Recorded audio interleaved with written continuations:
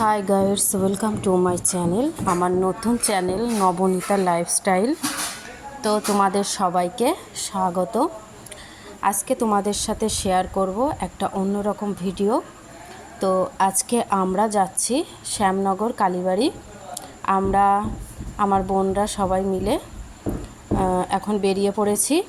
এখন আমরা রাস্তায়, আর এদিকে মনা ঘুমিয়ে পড়েছে।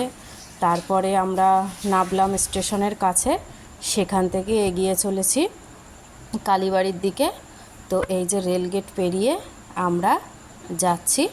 তো তোমরা দেখতে থাকো যে পরে পরে কি হয় না হয় সব কিছু।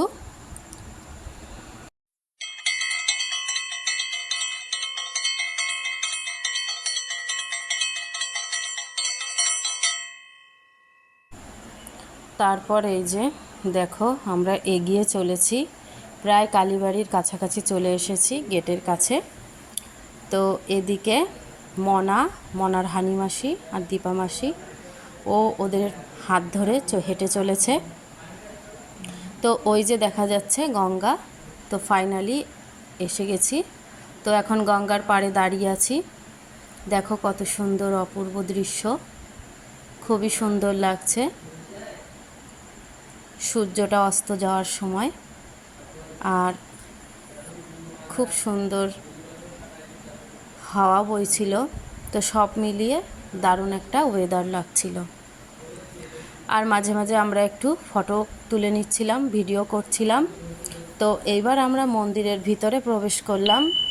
দেখো যে কালীবাড়ির যে শিব মন্দিরগুলো, সেইগুলো এই যে দেখা যাচ্ছে। তো মেন যে মায়ের মন্দির, সেই মন্দিরেও আমরা প্রবেশ করব, কিন্তু সেটা ছবি তুলতে পারবো না, কারণ ছবি তোলা বারণ, সেই জন্য। তো